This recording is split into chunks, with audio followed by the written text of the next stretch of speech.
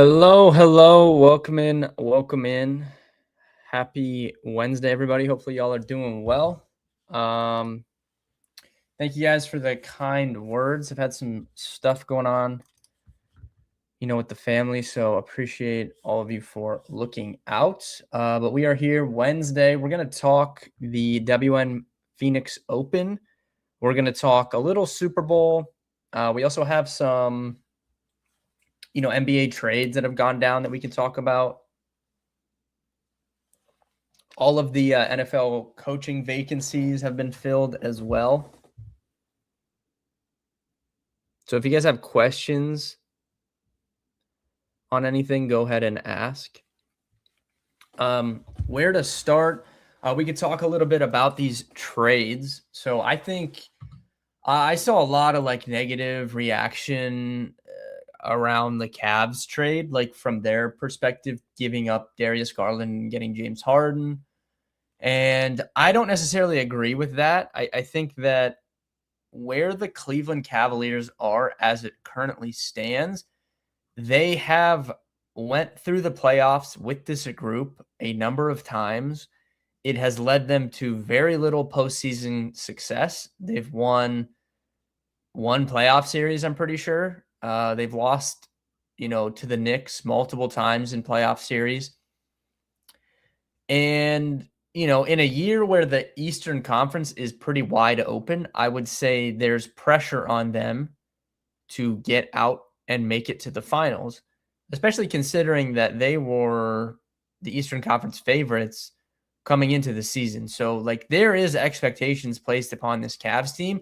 They have not lived up to those expectations, both in previous postseason runs and as well as to start the regular season this year. We're into February, and I don't think that the Cavs have played up to their potential or kind of what we're accustomed to based off what we saw from them last season. So while I do agree that in 2 or 3 years, that trade could look bad if Darius Garland gets back and plays at an all-star level, James Harden, probably not going to be on the Cleveland Cavaliers at that standpoint. If he is, what's he going to do, in age 38, 39 season? I don't know. So I understand that. But at the same time, the Cavs need to do something. They need to try something different. And as it currently stands right now, James Harden is better than Darius Garland. That's just a fact. So whether in 2 years that remains the same, probably not. But the Cavs are taking the risk that they can get to the NBA Finals this year or next year with James Harden as opposed to having Darius Garland. Darius Garland, while is a good player, he hasn't been available in those big moments. He has really been hurt in the playoffs, and he kind of has that reputation around Cleveland. So I understand why people looking at it from the grand scheme of oh my God, you'd rather have Darius Garland long-term than James Harden. I don't think the Cavs are looking at it like that because I think they're only concerned right now with the rest of this season and next season. So I'm a little bit easier on the Cavs there than most people. I kind of liked the move personally. I thought, I liked the Jaren Jackson trade for Utah. I think good on Memphis, kind of like a middling team. They know they're going to have to kind of rebuild things. The kind of JJJ and John Morant, it just never really worked out for Memphis. So good on them for acknowledging that and trying to rework things. I liked that move for the Jazz as well. The Wizards, I haven't really had time to process that whole Anthony Davis trade that just went down a few hours ago, which was just crazy. And then a smaller deal, also Jared McCain going to the Oklahoma City Thunder. I love that move for the Thunder. Just I know Jared McCain has not returned from injury quite the way that we saw him play in his rookie season, but he is exactly what the Thunder are looking. Just another sharpshooter to kind of filter in around their star players. I thought that was a very good trade for the Oklahoma City Thunder. As far as, I don't know if we do golf first or Super Bowl first. We can do golf. So if you guys aren't familiar with the or if you're newer to golf, Phoenix Open used to be called the Waste Management Phoenix Open. Now it's just WM. I don't know. I guess the company changed that. But yeah, this is one of the best non-signature events of the season. It's like the people's tournament. People get drunk, they get rowdy, the crowd's crazy, it's loud. Really, really fun environment, especially because it always ends on Super Bowl Sunday the last few years. So love that. Like I said, just one of the best overall tournaments that is not a signature event. The field is really good. We have Scotty Scheffler in the field, a bunch of other big names as well. So kind of the stuff that we're looking for here. Once again, this is a really, really driver heavy golf course. You need guys that hit the ball far. Um, there really aren't any holes that you're not hitting driver on here outside of the par threes, for the average, pro golfer. So you have to be able to hit your driver. You have to be able to hit accurate approach shots. And I think that the greens, like statistically, pretty easy to hit the greens. Putting is always going to be important. I think a lot of bad putters have putted well here in the past. So I think for these guys, it's a little bit easier to putt here than the general tournament or one of the harder tournaments. So I putting is important in any tournament, obviously. But I think for the guys that are typically not good putters, it seems to be a little bit easier for them to putt here. So I don't care as much about somebody that isn't a good putter here as I would at other tournaments. But you definitely have to be able to hit the driver, and you have to hit accurate approach shots, for sure. Now, I have the odds pulled up here, unabated. Shout out to our partners, Unabated, for providing those. Scotty Scheffler, far and away the biggest favorite here, plus 240. And then you get all the way. The next closest in odds is Xander at 20-1. So you have Scotty, and then everybody else is 20 to 1 or higher. Scotty will probably win. He's won this tournament before. He plays very, very well here. He has one of the best track records here of anybody. He has always played very well at this course. So, yeah, Scotty probably going to win. Now, when Scotty Scheffler plays golf, we as bettors kind of have to decide how we want to bet, because there's multiple options here. If you have each way markets available to you, like I do in Ohio with Bet365, you can attack it from that angle. If you don't have an each way market available to you, then you might have to dip into that, without Scotty Scheffler market. The problem for me and why I prefer to bet it each way is I just don't feel like the odds are very justified sometimes when you dip into that winner without Scheffler market. Like, I like some of the guys, especially if you get to the higher numbers, are okay. But then some of the guys, like in the regular market, you might get them at 60-1. I'm not going to bet them without Scotty at 30-1 and just hope they come in second place, right? Like, I don't really think the juice is worth the squeeze there, in my opinion. So that's why I typically don't like to bet that winner without market. And I'd much rather just take a higher odds guy each way, 8 places. And then, if they come top 8, I'm good. I don't need them to come in second place to him. So that's kind of how I attack it. Now, again, some people don't have each way markets available to them on their books. So you kind of have to decide, do you want to bet the winner without Scotty market? Do you want to try and do it yourself and just take like half your bet and put it on outright? You could do half your bet on outright, half your bet on the winner without Scotty market. You could do half your bet on outright, half on like a top 5 or a top 10, including ties. Those odds are going to be different than, just taking the each way market. But, those are the decisions that have to be made when Scotty Scheffler is in the field. For me, I have not finalized my betting card this week. But looking through the odds, some guys that I like a lot. Obviously, Cam Young, I bet him last week. I'm going to bet him quite a bit this season. I can already tell you guys that. He played pretty well last week for his first event of the year. No harm, no foul. He's 24-1 to just win. I believe I saw him at 22-1 in the each way on Bet365, so I'll probably take that. But I do like Cam Young again this week. I like Maverick McNeely this week, another guy that comps very, very well to this course. He's been playing good recently. I think this is one of Sam's boys, and I know Sam likes him a good bit this week also. So Maverick McNeely is going to find his way onto my betting card one way or another. After those two, I do like Brooks also. So I think it's probably better to take Brooks each way also, as opposed to that winner without market. But I was encouraged by what I saw from Brooks Koepka last week. It was his first PGA event in 3 years or 4 years or whatever. I thought that overall his stats looked pretty good. He just did the classic Brooks Koepka thing of where he could not putt.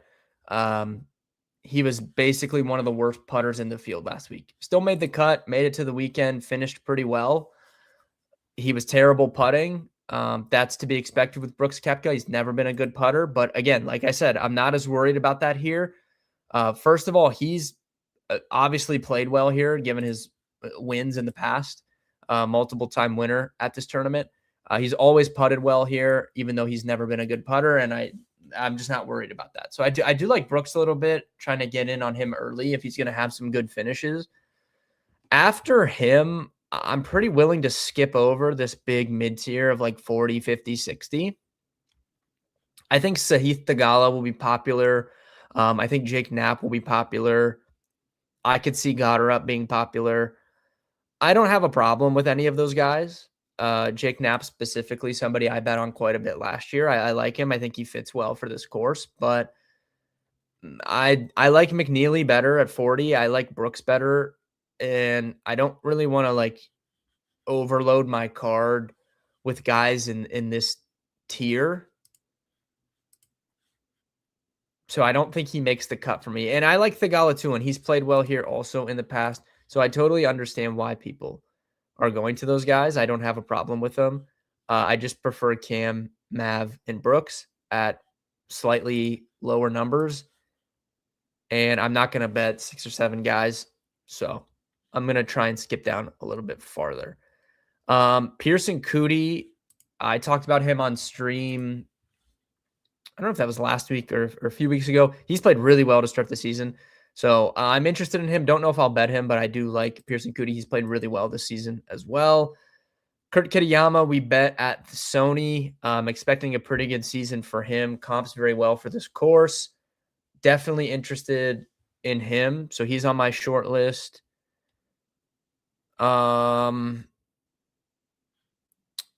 Nick Taylor and Sepp Straka stick out to me at these numbers. So Sepp Straka, if this, I'm assuming this is accurate, 82-1 to win this golf tournament, but on Bet365 in the each way market, he's like 40-1.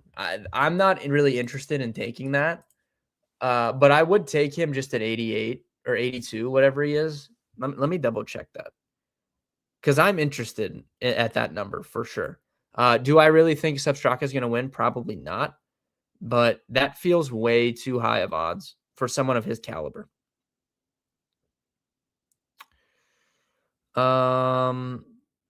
Yeah, so typically Bet365 is pretty good with the odds. He's 60-1 on Bet365 just in the regular outright market. So that 82-1, I might throw just a small amount on that just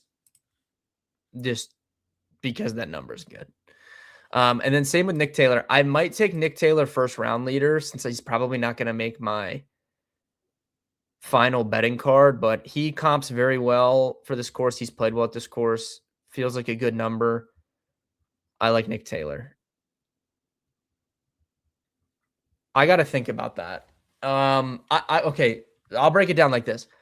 I am betting Cam Young, I am betting Brooks Koepka, and I am betting Maverick McNeely. I would like to pick two more guys on my list. Like I said, Cootie, Wyndham Clark, I hate, but he would have to be on the short list.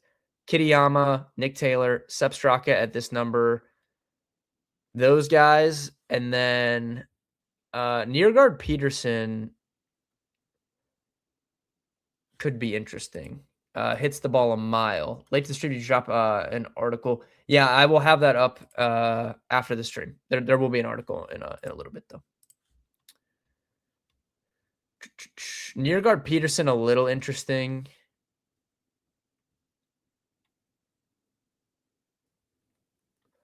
I know Sam brought this up to me, but he's way down here. I'm trying to find him on this.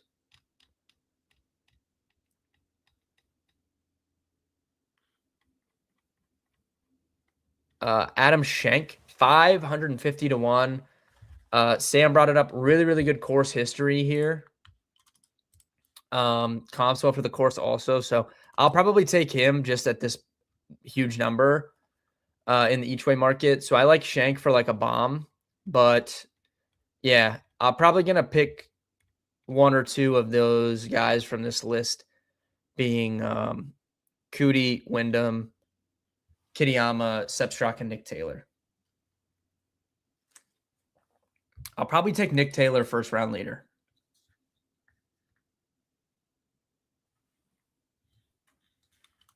But I got to think. I'll tweet out the full card later, and obviously the golf blog will be up here in a little bit as well. If you have any other questions on the golf tournament, go ahead and ask. As far as Super Bowl stuff goes, I want to save a lot of the Super Bowl talk for tomorrow. I'm pretty sure Steve's going to come on. I'm sure we'll dive into the Super Bowl there. And then I'll have a Super Bowl stream on Sunday, the day of the game, obviously. So I don't want to dive too in crazy, but does anyone in the chat have any thoughts on the Super Bowl as it stands? This feels like it just feels to me like the hype is not there for this Super Bowl, but that doesn't mean it's not for me. I'm just saying, like, general consensus, it kind of feels like the hype is not there for the Super Bowl right now. Maybe by the time we get to the weekend, that will feel a little bit different. I think we're going to get a really good game. I think it's going to be a really close game. I know a lot of people think Seattle are going to blow the doors off the Patriots. I do not feel that way. I think this is going to come down to a late fourth quarter drive. I think that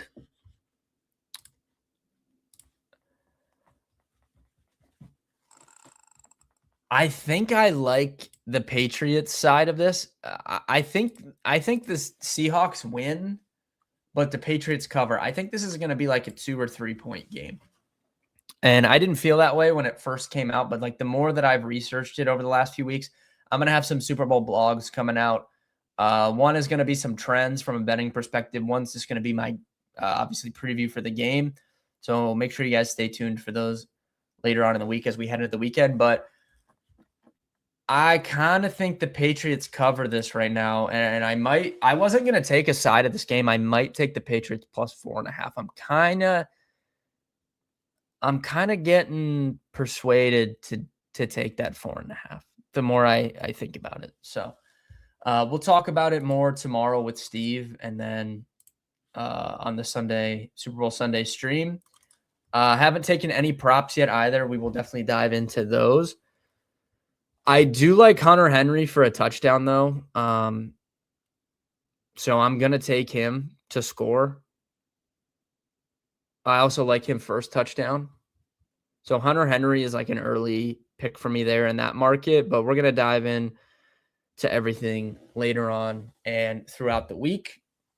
The rest of the week, that is. Quicker stream today, though. Look out for the golf blog. You guys, that golf blog had a lot of views last week, so really, really appreciate you guys. Go show some love on the one that I'm putting out later today for the Phoenix Open. Tomorrow, big stream, 4 o'clock. Steve's coming on. It'll be probably an hour or longer stream. We'll dive into the Super Bowl and probably a bunch of other stuff as well. I'll tweet out the golf card later tonight. Obviously, this weekend Super Bowl card, I'll tweet out as well there. So thank you guys for tuning in. Good luck tonight if you're betting. We'll talk NBA trade deadline too. Dom, you like Kenneth Walker MVP? I know the MSU connection there. I've only taken one Super Bowl bet thus far, and it was Rashid Shaheed MVP. And I think I took him at pretty good odds. I don't remember. I don't really think he is going to win MVP, but I like to take some longer shots at that. I kind of want to run back Cooper Kupp MVP because we hit that in the Rams Super Bowl against the Bengals. That was right when sports betting got legalized in Ohio. That was one of my first ever like big actual betting wins, was the Cooper Kupp Super Bowl MVP. So just out of like my allegiance to him for winning that bet, and we won a good amount on that. He was over 20-1. When he won that for us, which I think is pretty funny. This just shows how bad they price stuff now. Like, I don't even see him on this. Like, am I blind? Oh, he's 90-1. Holy. I might have to dive in. Like, okay, so hear me out. Here's my scenario, because if the Patriots win, I feel like Drake May is just going to – Drake May kind of has that aura about him that I think it would be – and especially just with the Brady and, like, the Patriots thing. I find it tough to believe the Patriots win the Super Bowl and their quarterback, Drake May, does not win MVP. I don't think that case can be made. Same for Sam Darnold. So the path for Shaheed to win, I think I took Shaheed at like 45, 50-1. I see 30-1 on DraftKings. The path for Shaheed to win would be like a long touchdown catch and then like a kick return or something. Like he scores 2 touchdowns. It's a low scoring game. It's unlikely, but there is potential for him to do that. He could score a long touchdown catch receiving. He could run an end around in, kick return. Like there's paths for him to score long touchdowns that are, impacting the game. And at the same time, I feel confident that, they traded for him mid-season. I'm positive they have stuff in the playbook for Rashid Shaheed that they have not pulled out. Now would be the time to pull it out. It's the last game of the season. It's the Super Bowl, extra week to prepare. So that's kind of was my thought process on the Shaheed stuff. Cooper Kupp, way less likely to win than JSN. I mean, JSN is plus 550. I don't really want to bet that personally. Cooper Kupp could score 1 touchdown or 2 receiving. Like he scored a touchdown last game. I don't think it's like super unlikely that he scores a touchdown. He also could throw a touchdown, trick play. We saw that from like, if you guys think back to the 49ers Chiefs Super Bowl a few years ago, I think for a while there, Juwan Jennings was probably going to win Super Bowl MVP if the 49ers won that game. So Cooper Kupp could get that same kind of run out, I guess. And he's already won a Super Bowl MVP. So I might throw a little small amount on Kupp since I already have Shaheed. And I just think, Drake May is probably most likely. I don't really think there's a long shot on the Patriots that I like a ton in that market. The only thing, like, I wish that Henderson was getting more run because he is someone that could really take over a game differently than Stevenson can, I think, to where, like a 75-1 would look good there, but he just doesn't get the ball enough. And I don't think he's going to get the ball enough to warrant that. But yeah, that's my thoughts there. I'll obviously include that in the blog when I put it out, but we'll definitely talk a little MVP as well. If you're betting tonight, good luck. Tomorrow, we'll talk NBA trade deadline stuff too. I'm sure there will be a lot to discuss there. We'll see if Giannis gets traded or not. Sounds like he's not now, and it's going to be like a summer thing, but I know the Timberwolves are making a big push to get that done now. So we'll see what happens there. Good luck tonight if you're betting, playing DFS, and I'll see everybody tomorrow at 4:00.